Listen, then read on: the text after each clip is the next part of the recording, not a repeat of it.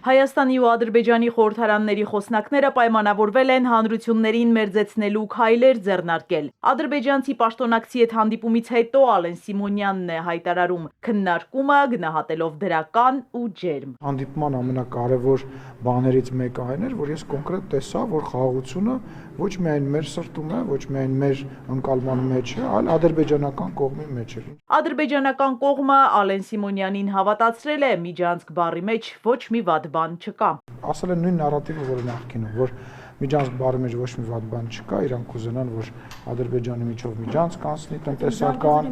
այո, իսկ ինչ վերաբերում է Զանգեզուրը, դե ասում եմ, տարածքը տենց է կոչվել, դրա համար այդ տարածքի անունով ենք ասում, բայց ես վստահեցնում եմ ասած գործընկերս, որ կարող եք տեսնել իմ հայտարարությունները, բազմաթիվ տեղը մենք տրիպ ենք ասում։ Խաղաղության մեսիջներ են հնչում նաև Բաքվից արտգործնախարար Բայրամովը հղումանելով Ալիևին ասել է, որ Ադրբեջանի համար խաղաղությունն արդեն կայացած փաստ է եւ այն ինչ տեղի է ունենում հիմա հենց դրա հաստատումն է։ Բայրամովի խոսքով Բաքվում գիտեն, որ Ամերիկան ու Հայաստանը շարունակում են տրիպ նախագծի շուրջ բանակցությունները։ Նախարարը որպես դրական զարգացում է նշել նաև Ադրբեջանի որոշումը թույլատրել իր տարածքով բեռների տարանցումը դեպի Հայաստան։ Այս փաստը թմբկահարում են նաև Հայաստանի իշխող ուժի падգամավորները, մինչդեռ ընդդիմադիրները որոշ մտահոգություններ ունեն։ Միակողմանի զիջելը ո՞նց է արտահայտվում։ Նենց որ առաջինը դեպի Հայաստան կարողանում ենք Ղազախստանից ցորեն ներկրել, հա։ Դա միակողմանի զիջում է մեր կողմից։ Ընդ որում խնդիրը միայն ցորենը չի, կամ խնդիրը միայն Ղազախստանից բան ներկրելը չի։ Հարցն է, որ վերջապես մենք ունենում ենք աղբյուրների դիվերսիֆիկացիա։ Ընդդիմությունը կողմ է ճանապարհների ապաշրջափակմանը, բայց պնդում է բոլոր ճանապարհները պետք է միաժամանակ բացվեն։ Արթուր Խաչատրյանին հետաքրքիր է, թե ցորենի ինչ ծավալի ներկրման մասին է խոսքը։ Ինչքան է գալու եւ ինչ գնով է գալու։ Այսինքն այդ ամբողջ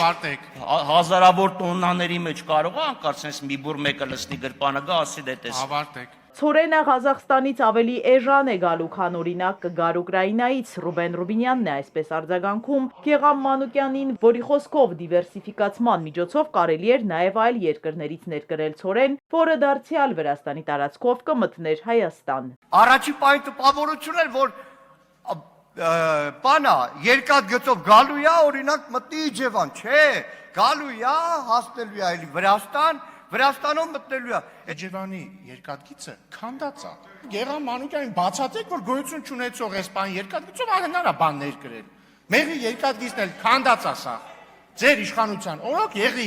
մեղրի երկաթգիծը ասես քանդել են, մետալալում են հան։ Հայկ Կոնջորյանին համոզել չի ստացվում, նա վստահ է ընդդիմությունը դեմ է խաղաղությանն ու ապաշրջափակմանը։ Դուք դեմ եք ցանկացած լավ օրակարգի, որը լավ է Հայաստանի Հանրապետության ժողովրդի համար, եւ դուք առաջնորդվում եք որքան վատ, այնքան լավ սկզբունքով։ Սա է ձեր քաղաքական ինքնությունը։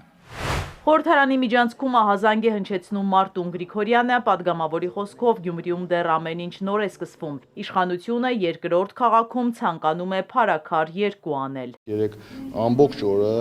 ազգային ժողովի ամբիոնը օգտագործում էին հրահրելու առնահեղություն Գյումրի քաղաքում։ Չէ, այս ԿՊ-ի պատգամավորներից մարդ կա, ում սիրտը արուն է ուզում Գյումրի քաղաքում։ Անուններ Գրիգորյանը չի տալիս, Գյումրիին ավելի վաղ Վահագն Ալեքսանյանն էր անդրադարձել։ Պատգամավորը, որն ընդմիջման ժամին հետևում էր պատիվ ունեմ խմբակցության պատգամավորի բրիֆինգին, ամբիոնին մոտեցավ, որ հակադարձի։ Այնտեղ ասում եք ԿՊ-ական պատգամավորները արյուն են ուզում Գյումրիում, ու ենթադրաբար հղում եք անում նաև իմ խոսքերի, որոնցով որ ես ասում եմ, որ Վարդան Ղուկասյանը կամ իր կլանը սպանելա ձեր ընկերներին, դուք նրան քվե եք տվել։